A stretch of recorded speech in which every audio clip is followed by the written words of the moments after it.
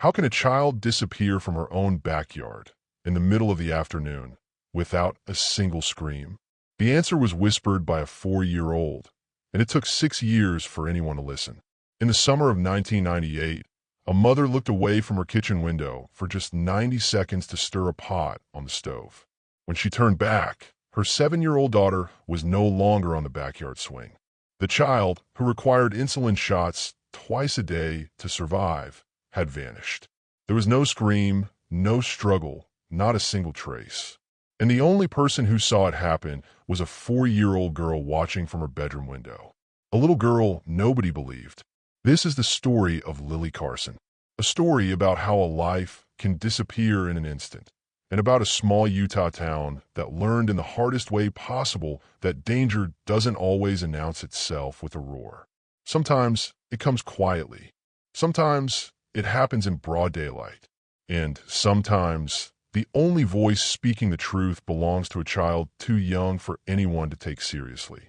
Cedar Springs, Utah. Population 3,200. A town where Main Street had one stoplight. Where the year's biggest event was the 4th of July parade. It was the kind of place people moved to for safety, for community, for the promise that nothing bad could ever happen here. Maple Street sat on the quiet east side. Old cottonwood trees, modest homes with front porches. Kids rode bikes until dark. Neighbors borrowed sugar and lawnmowers. Everyone knew everyone, and everyone trusted everyone. The Carson family lived in a pale yellow house halfway down the block. Jennifer Carson was 32. She worked part-time at the public library, shelving books, helping patrons, wearing her brown hair in a practical ponytail. Patient and kind, she was the type of mother who never missed a school event. Mark Carson was 35, the manager of Carson Hardware on Main Street. His father had started the business 40 years earlier. Mark knew every customer by name, solid and dependable. He coached Little League on weekends, fixed things around the house without being asked. They had 2 daughters. Lily was 7. Emma was 4. Lily was small for her age. She had long blonde hair her mother braided every morning. Blue eyes that always seemed thoughtful. She was quiet. She preferred reading to playing outside. She drew pictures constantly, horses and castles and families holding hands. Her teachers called her responsible, the kind of child who never caused trouble. But Lily carried a burden most 7-year-olds never had to consider. She had type 1 diabetes. Diagnosed at 5, her pancreas didn't produce insulin. Without it, her blood sugar would climb dangerously high. Ketoacidosis, coma, death. Jennifer kept a rigid schedule. Blood sugar checks 4 times a day, insulin injections twice daily. Morning before breakfast, evening before dinner. She counted every carbohydrate Lily ate. She carried emergency glucose tablets everywhere. Lily wore a medical alert bracelet, a silver chain with red letters, diabetic, insulin dependent. Jennifer made sure the people in Lily's daily life knew. Teachers, the school nurse, the parents of Lily's close friends, families they saw regularly at church. She kept extra supplies at Lily's classroom, at her mother's house. She was terrified of something going wrong when she wasn't there. Terrified of losing her daughter to a disease she couldn't see or control. But not everyone on Maple Street knew about Lily's condition. The neighbors she only waved to from a distance. The elderly couples without children who kept to themselves. People who saw Lily playing outside but never spent time with her up close. They might have noticed the bracelet if they'd looked carefully, but most people didn't. Emma was different from her sister in every way. Wild brown curls, energy that never ran out. She talked constantly, asked endless questions. She followed Lily everywhere, wanting to do everything her big sister did. The girls shared a bedroom at the back of the house, bunk beds with pink sheets, Lily on top, Emma on bottom.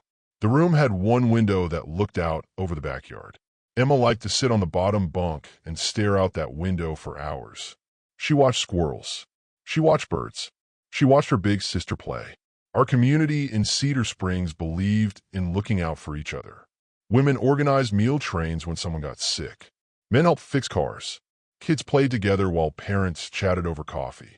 It was the kind of place where you didn't lock your doors. where you trusted your neighbors because why wouldn't you? Maple Street was especially close. Everyone watched out for everyone else's children. It was safe. It was home. Nothing bad ever happened on Maple Street. Not until July 14th, 1998. That afternoon was hot, the kind of dry Utah heat that made the air shimmer. The temperature hit 92 degrees by 3 p.m. Jennifer had the day off from the library. She planned to make dinner early.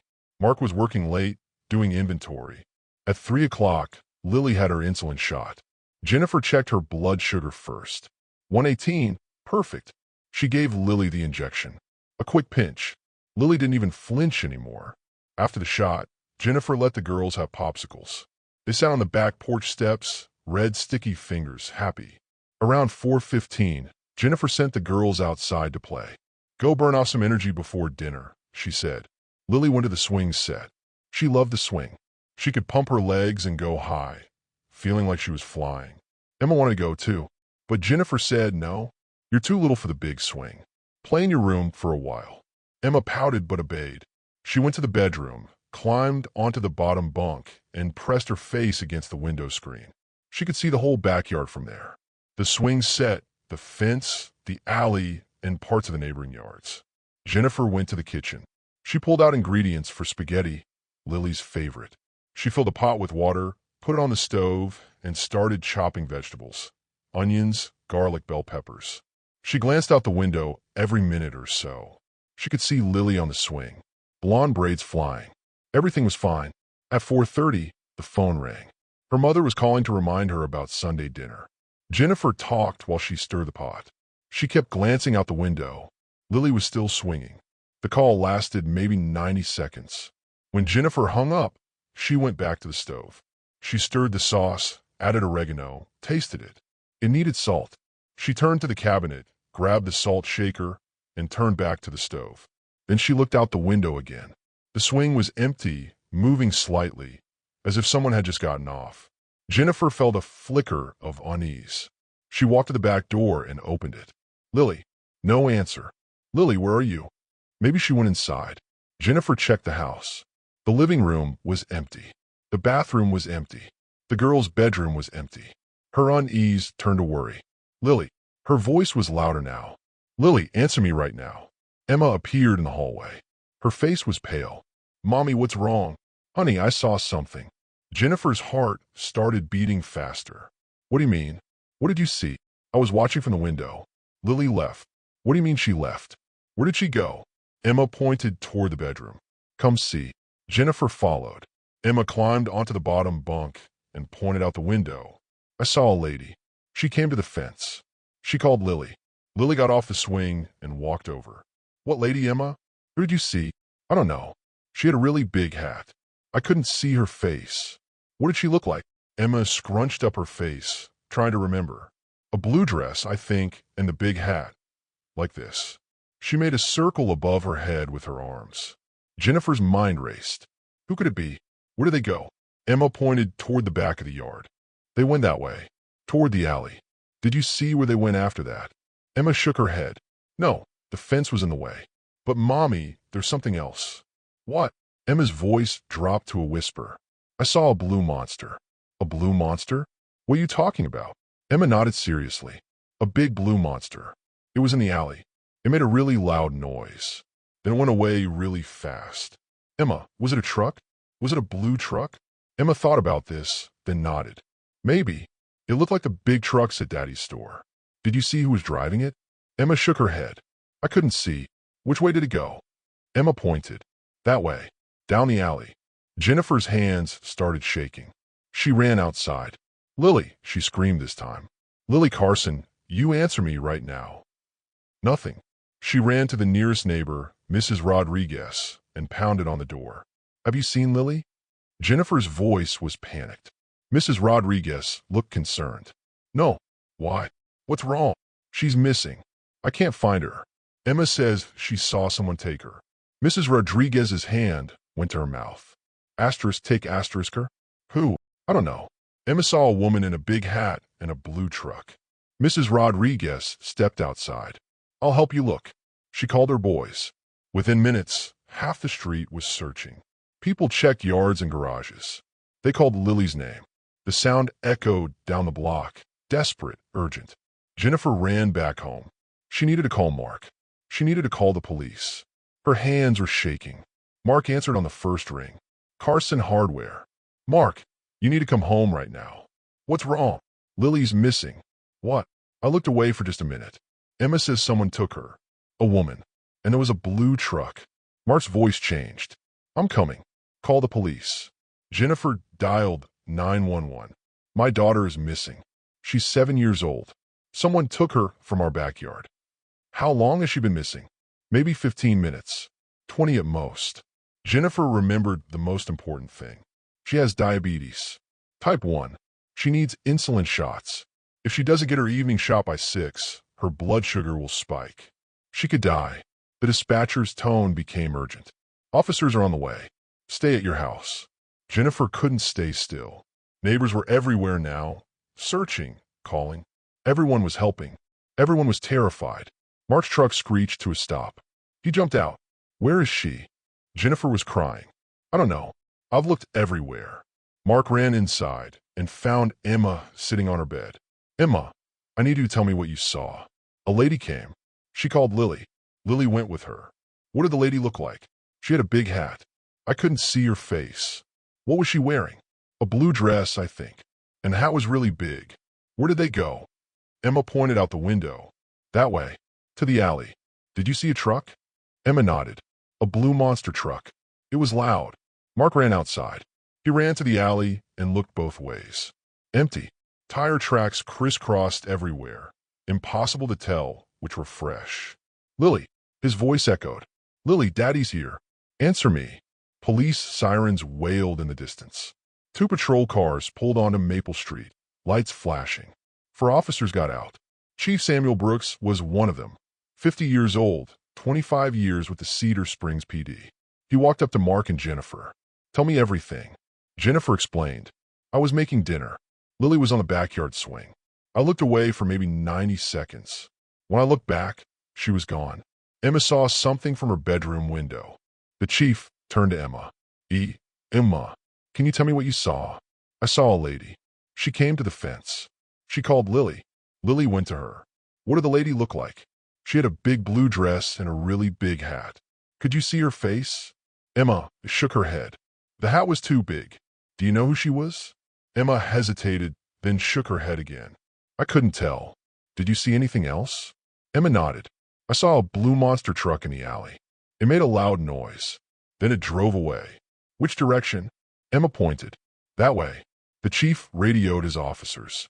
We're looking for a blue truck, large, last seen in the alley behind Maple Street, heading east. Also looking for a woman, blue dress, large brimmed hat, possibly connected to the missing child. He turned back to Mark. Your daughter has a medical condition. Jennifer answered. Type 1 diabetes. She needs insulin injections twice a day. If she doesn't get her evening shot by 6 o'clock, she'll be in serious danger. The chief looked at his watch. 5 p.m. How serious? If her blood sugar gets too high, she'll go into diabetic ketoacidosis. Her body will start shutting down. She could have seizures. She could slip into a coma. She could die. How long do we have? Maybe a few hours. Maybe less. The chief's expression hardened. We're treating this as a critical abduction. Time-sensitive medical emergency. He turned to his officers. I want every house on this street searched. I want roadblocks on every exit out of town.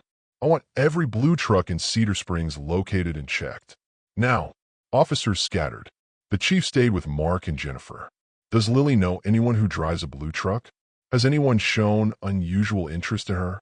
Any strangers hanging around? Mark and Jennifer looked at each other. Both shook their heads. The chief turned back to Emma. Honey, are you absolutely sure about what you saw? Emma nodded. I saw the lady, and I saw the blue monster. But the chief had worked with child witnesses before. 4-year-olds were notoriously unreliable. Their imaginations were vivid. They confused dreams with reality. But Emma seemed certain, and they had to follow every lead. Within an hour, the search had spread across the entire east side of Cedar Springs. Volunteers joined from all over town. Parents from Lily's school, members of the church, complete strangers who heard about a missing diabetic child. They formed search lines. They walked through fields. They checked abandoned buildings. They called Lily's name until their voices went hoarse. Two neighbors came forward. They'd seen a blue truck in the alley that afternoon, around 3:30 or 4. It was driving slowly, like it was looking for something. One neighbor thought it was a Chevy, late 80s faded paint. The other remembered seeing a man driving. White male, baseball cap pulled low, couldn't see his face. The chief put out an alert. Blue Chevy truck, late 80s model. Driver is a white male, 30-ish, baseball cap, possibly involved in child abduction. Every officer in the county started looking. How many blue Chevy trucks could there be? As it turned out, dozens. This was rural Utah. Everyone drove trucks. By 6 p.m., Lily had officially missed her evening insulin shot. Jennifer sat on the front porch, rocking back and forth, holding Emma, crying silently. Mark was still with the search teams. He couldn't sit still. He searched the same places over and over, hoping Lily would suddenly appear. The sun was setting. Searchlights swept across empty lots. Helicopters circled overhead. Every officer, every volunteer, every neighbor. All of them looking for one small 7-year-old girl. A girl who could be dying without her medicine.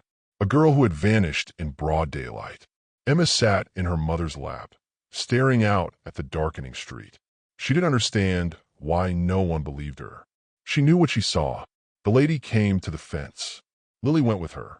The blue monster drove away. She pressed her face against her mother's shoulder. I saw it, Mommy. I really saw it.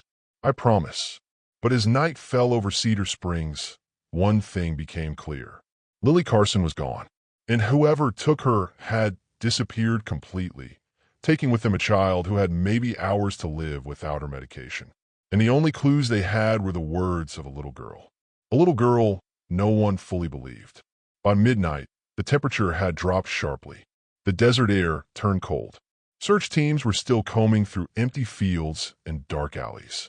Flashlight beams swept across chain-link fences and abandoned sheds. Volunteers were exhausted, their voices hoarse from calling Lily's name for 8 hours straight. But no one wanted to stop. Not when a little girl's life depended on finding her. Jennifer sat at the kitchen table. She hadn't moved in 2 hours. A cold cup of coffee sat untouched in front of her. Mark paced the living room.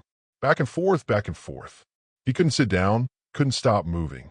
Emma had finally fallen asleep on the couch, clutching her stuffed rabbit, her face still wet with tears. Chief Brooks came to the house just after midnight. He looked tired, his uniform wrinkled, his face grim. He sat down across from Jennifer. We've searched every house within a 2-mile radius. We've set up roadblocks on all highways leading out of town. We've checked every blue truck registered in the county. And Mark stopped pacing. Chief Brooks shook his head. Nothing. We found 3 blue Chevy trucks matching the description. We questioned all the owners. All of them have solid alibis. None of them were anywhere near Maple Street this afternoon. Jennifer's voice was barely a whisper. What about the man in the baseball cap? The one the neighbors saw. We're still looking, but without a license plate or a clear description of his face, it's difficult. Mark slammed his fist against the wall. My daughter is dying out there, and you're telling me you have nothing. Chief Brooks stood up. I'm telling you we're doing everything we can. We have every available officer working this case. We've contacted the FBI. They're sending agents first thing in the morning. We've issued an Amber Alert across 3 states. That's not enough. Mark's voice cracked. It's not enough. The chief put a hand on Mark's shoulder. I know. I have a daughter, too. If she were missing, I'd feel the same way. But we need to be smart about this. We need to follow every lead. And right now, the most concrete lead we have is what Emma saw. Jennifer looked up. But you don't believe her? I saw in your face. You think she's confused. Chief Brooks chose his words carefully. I think Emma saw something. I just don't know if what she saw is exactly what happened. 4-year-olds process things differently than adults. They see a woman. They see a truck. Their minds connect the two. But that doesn't mean the woman and the truck were together. So you think my daughter just wandered off? That she walked into an alley alone and got picked up by a random stranger in a truck? Jennifer's voice was rising. Yes, that's a possibility we have to consider. She wouldn't do that. Lily knows better. She's responsible. She wouldn't just walk away. Chief Brooks sighed. Mrs. Carson, I've been doing this for 25 years, and I've learned that kids don't always do what we expect them to do. Even responsible kids, especially when they're scared or confused. Mark stepped between them. What are you saying? That this is somehow Lily's fault? I'm saying we need to consider all possibilities. Maybe she saw something that scared her. Maybe she ran. Maybe someone offered her a ride. We don't know. And until we have more information, we can't rule anything out. The chief headed towards the door. Try to get some rest. I'll call you the moment we have any news. After he left, the house fell into heavy silence.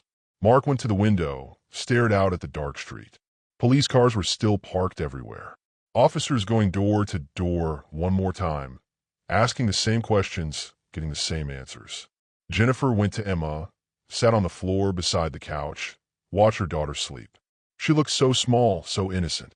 What if Emma really had seen what happened? What if everyone was wrong to doubt her? Jennifer thought back to the afternoon. Emma sitting at the window. Emma always sat at that window. She watched everything. She narrated everything she saw, like a little storyteller. Why would she lie about this? Why would she make up something so specific? A woman in a blue dress, a big hat, a blue truck. Those weren't details a 4-year-old would randomly invent. Not all together. Not all at once. Jennifer made a decision. She went to the bedroom, sat on Emma's bottom bunk, and looked out the window, the same window Emma had been looking through when Lily disappeared. From here, Jennifer could see the backyard clearly. The swing set, the fence, the alley beyond, and parts of the neighboring yards. If someone had come to the fence, Emma would have seen them. If a truck had been in the alley, Emma would have seen it. Jennifer believed her daughter. She believed every word. The next morning came gray and cold. Jennifer hadn't slept at all. Mark had dozed in a chair for maybe an hour. Emma woke up confused. For a moment, she'd forgotten. Then she remembered. Where's Lily? Her voice was small, hopeful. Jennifer's heart broke. We're still looking, baby. The police are still looking. Did they find the blue monster? Emma asked. Not yet. Emma's face crumpled. I told them where it went. Why didn't they find it? They're trying, honey. They're trying really hard.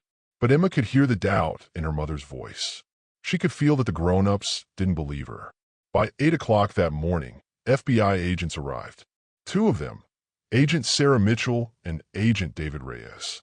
They were professional, efficient. They set up a command center in the Carson living room, spread maps across the coffee table, brought in recording equipment. They interviewed Jennifer and Mark separately, asked the same questions Chief Brooks had asked, got the same answers. Then they asked to speak with Emma. Jennifer hesitated.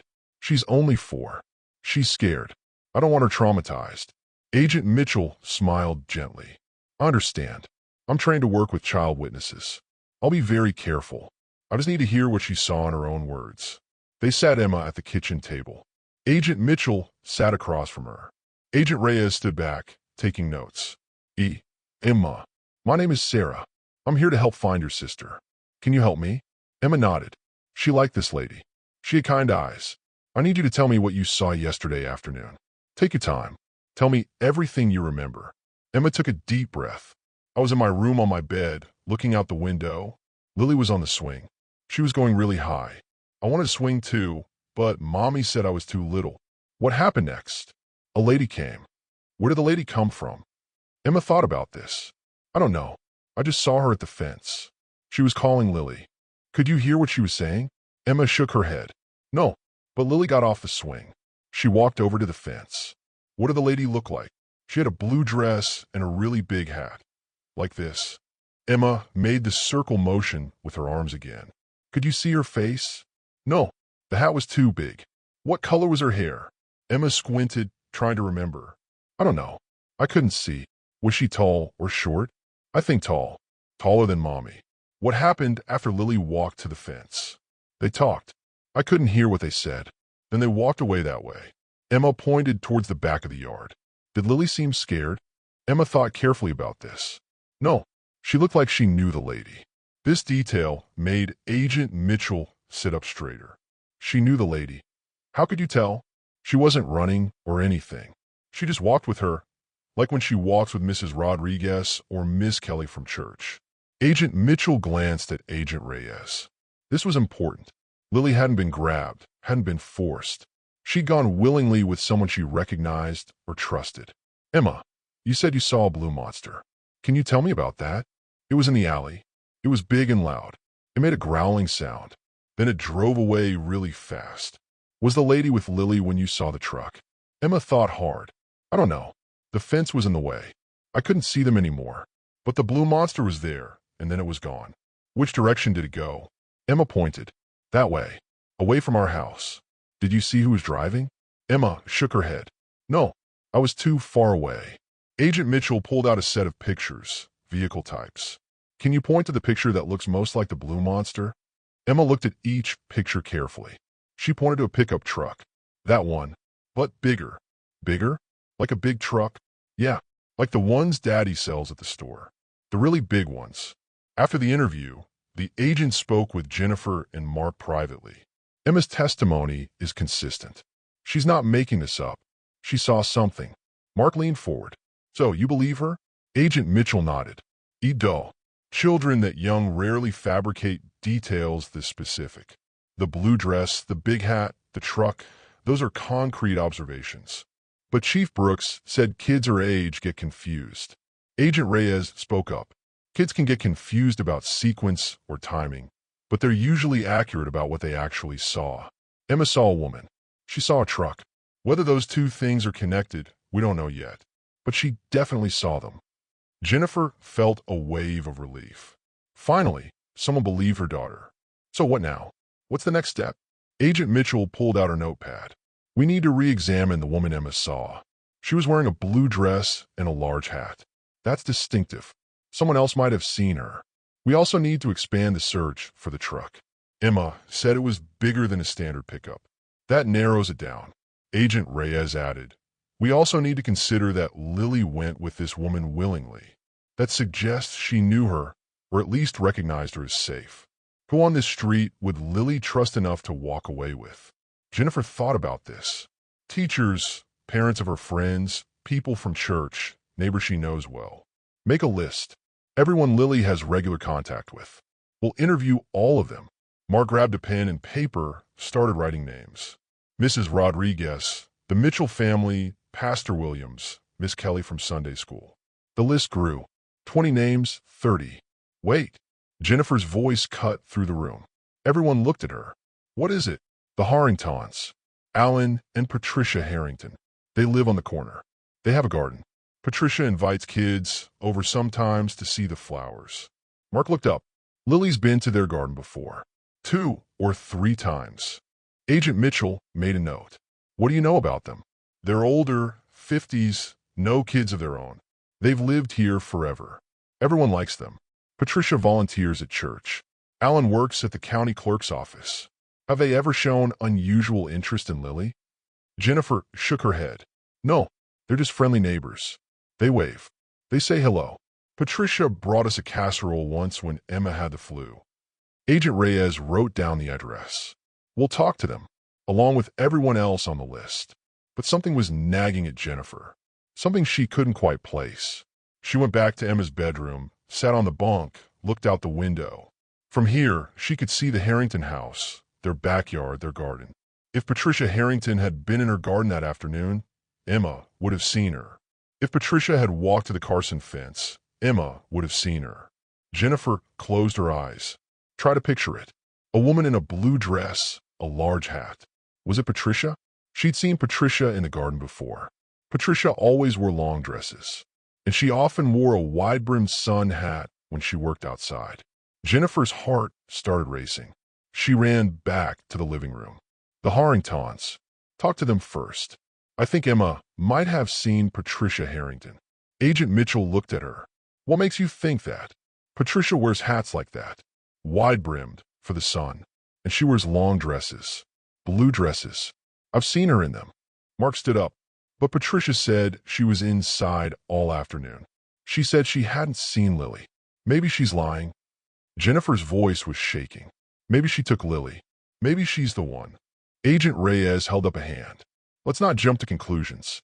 We'll talk to the Harringtons, but we need to be careful. If they're involved, we don't want to spook them. And if they're not involved, we don't want to falsely accuse them. The agents left. Jennifer and Mark waited. It was the longest 30 minutes of their lives. When the agents returned, their faces were unreadable. Well, Mark demanded. What did they say? Agent Mitchell sat down. They both maintained they were inside all afternoon. Alan was watching television. Patricia was doing laundry. Neither of them saw Lily. Neither of them were in the garden. But Emma saw someone, Jennifer insisted. I know, but it wasn't necessarily Mrs. Harrington. It could have been someone else wearing similar clothes. Mark ran his hands through his hair. This is insane. We're running in circles. My daughter has been missing for almost 24 hours. If she doesn't get insulin soon, she's going to die. And we're no closer to finding her than we were last night. Agent Reyes pulled out his phone. We're tracking down every blue truck within a 50-mile radius. We're interviewing everyone on your list. We're doing everything we can. It's not enough. Mark's voice broke. It's not enough. That afternoon, Chief Brooks got a call. A truck matching the description had been located. Blue Chevy, late 80s model, registered to Travis Miller, age 33. He lived on the outskirts of town. Officers were already on their way. Jennifer and Mark waited by the phone. Asterisk, please let this be it. Please let them find Lily. Asterisk, 20 minutes later, Chief Brooks called back. We have Travis Miller in custody. We're questioning him now. Does he have Lily? Jennifer could barely breathe. We don't know yet. He's not talking, but we're searching his property. We're searching his truck. If she's there, we'll find her. 2 hours passed. The longest 2 hours of their lives. Then Chief Brooks arrived at the house. His face said everything. We didn't find her. Travis Miller wasn't involved. He has a solid alibi. He was at work all day yesterday. Multiple witnesses confirmed it. We had to let him go. Jennifer collapsed into a chair.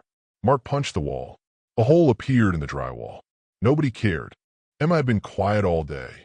She sat on the floor of the living room, drawing pictures with crayons. She drew the backyard. She drew the swing. She drew a stick-figure girl with blonde hair. She drew a woman with a big circle over her head. She drew a blue rectangle with wheels. She showed the picture to her mother. This is what I saw. Jennifer looked at the drawing. It was simple, childish, but it told a story. A story everyone kept dismissing. I believe you, baby. I believe you. Emma looked up with big, hopeful eyes. Then why can't they find Lily? Jennifer had no answer for that. That night, as the second day, without Lily came to an end, Jennifer made a decision. She wasn't going to wait for the police to believe Emma. She wasn't going to wait for the FBI to track down every blue truck in Utah. She was going to find out the truth herself. She was going to figure out who took her daughter. And she was going to bring Lily home. Because a mother knows. A mother knows when something isn't right. A mother knows when someone is lying. And Jennifer knew, in her bones, that the answer was closer than anyone realized. She just had to find it. 2 years passed. 2 long, painful years. Lily Carson was never found. The investigation continued for 6 months after that terrible night. Then it slowed. Then it stopped. Chief Brooks kept the file open, but there were no new leads. No witnesses came forward. Lily had simply vanished. The blue truck was never identified. Detectives checked every blue Chevy in 3 counties. They interviewed dozens of men. They searched properties. They found nothing. The woman in the blue dress and big hat remained a mystery. Some investigators believed she existed. Others thought Emma had imagined her. Jennifer stopped working at the library. She spent her days searching, driving through neighboring towns, putting up posters, calling police departments. Mark kept the hardware store running, but barely. He moved through life like a ghost. Emma grew up carrying the weight of being the only witness, the girl no one believed. She stopped talking about what she saw, but she never forgot. The blue dress, the big hat, the way Lily walked toward the fence. She knew what she saw. The Carson marriage fractured under grief. Jennifer blamed herself for looking away. Mark blamed himself for not being home.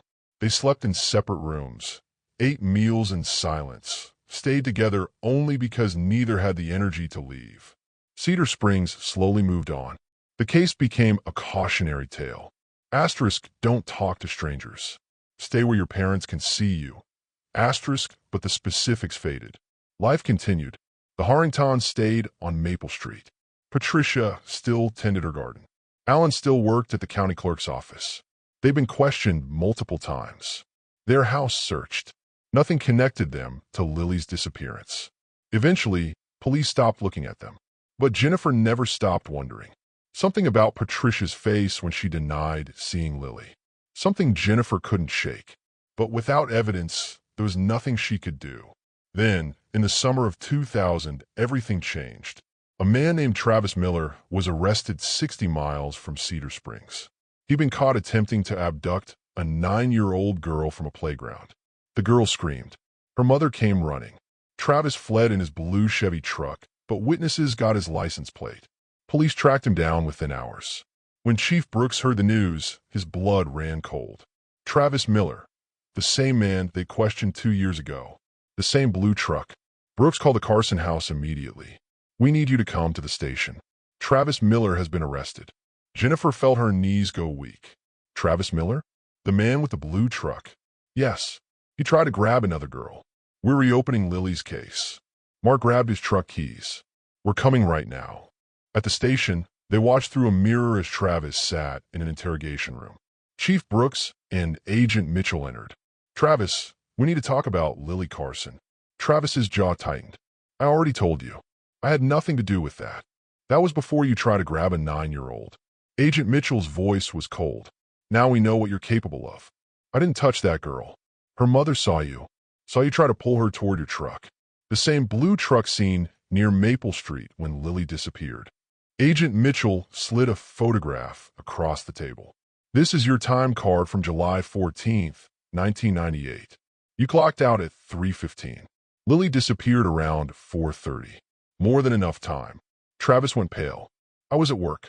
I clocked back in at 5:30. Your supervisor says you left for a family emergency. Came back at 5:30, right when police were searching for Lily." Travis stood abruptly. "I want my lawyer. I'm not saying anything else." The interrogation ended.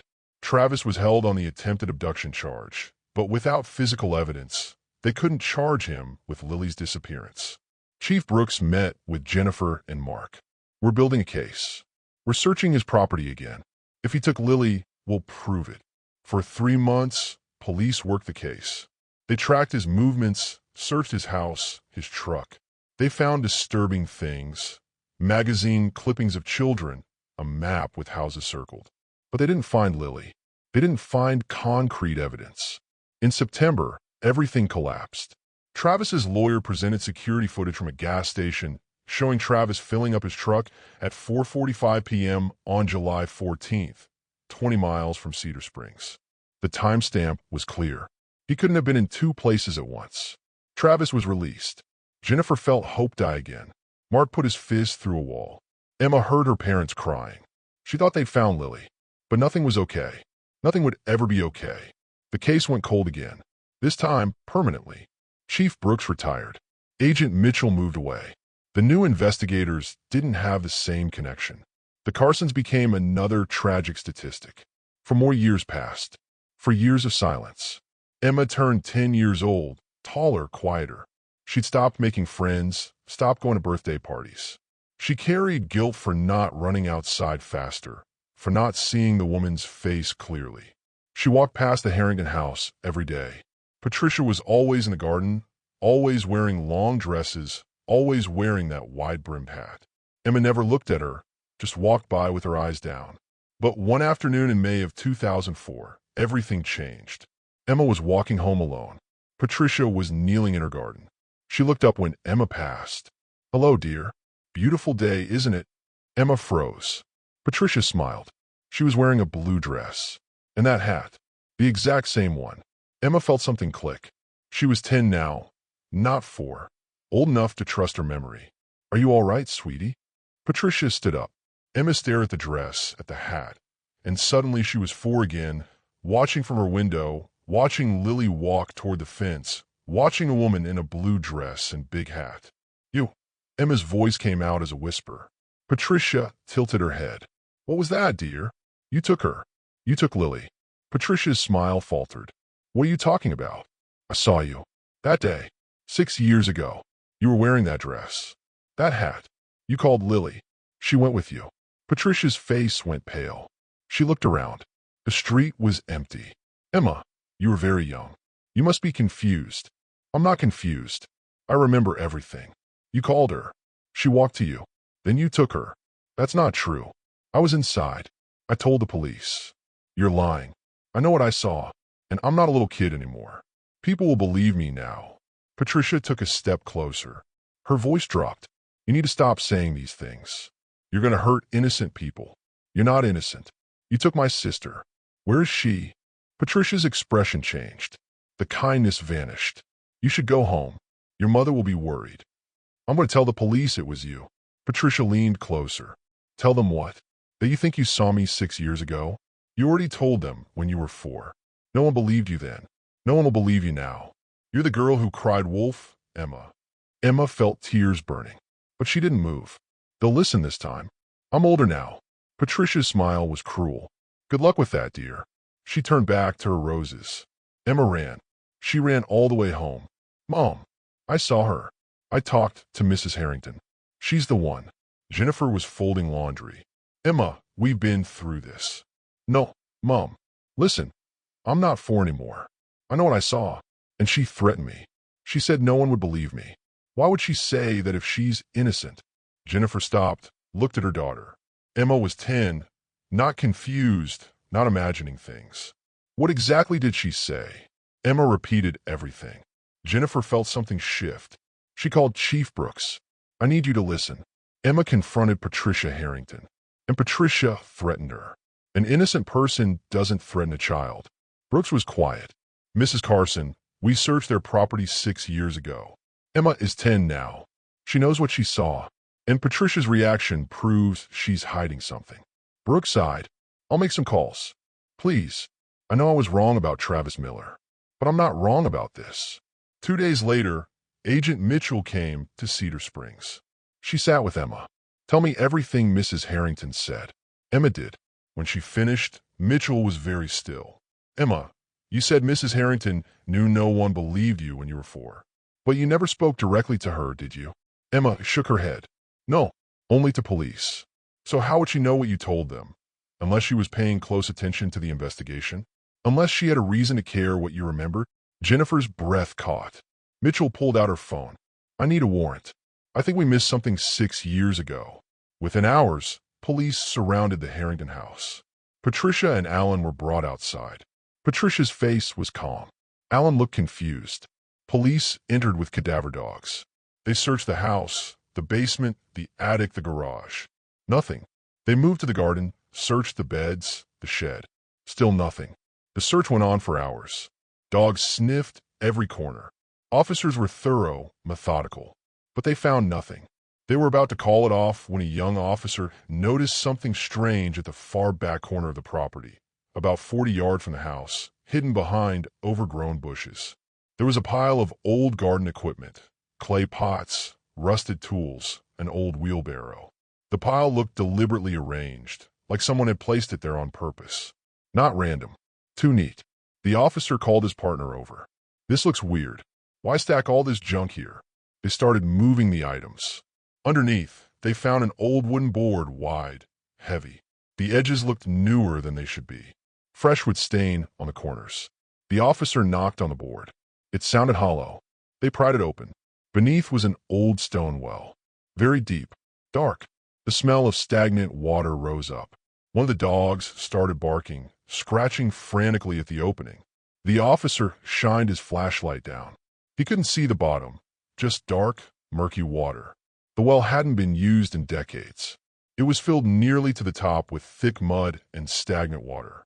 Years of rain and sediment had turned it into a pool of dark sludge. The officer radioed for equipment. We need a pump and rope. There's a well here. The dog is going crazy. It took 2 hours to drain the well. As the water level dropped, the mud became visible, thick, black like tar. The pump worked slowly, pulling water and sludge up through hoses. Officers stood around the opening, watching, waiting. Jennifer and Mark watched from their porch. Emma stood between them, her hands gripping the railing.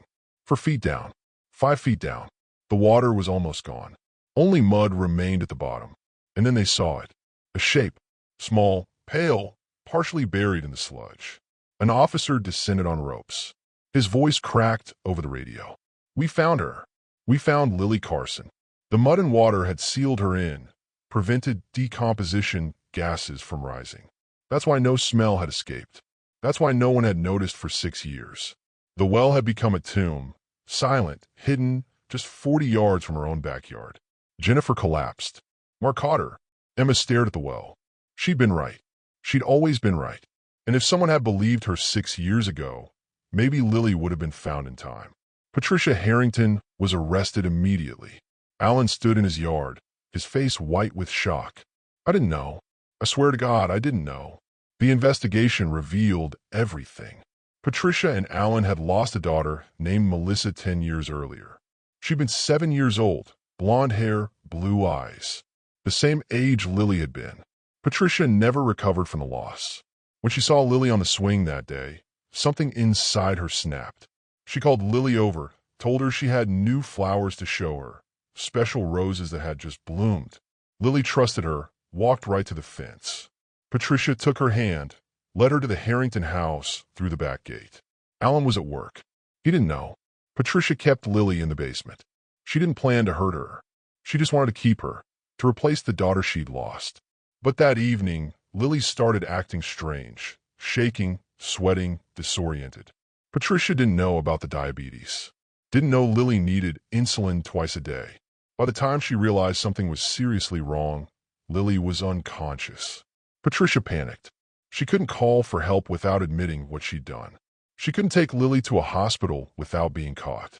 So she let her die. And then, in the middle of the night, she carried Lily's body to the old well, dropped her in, covered the opening with a wooden board, piled garden equipment on top to hide it. Went inside, pretended nothing had happened.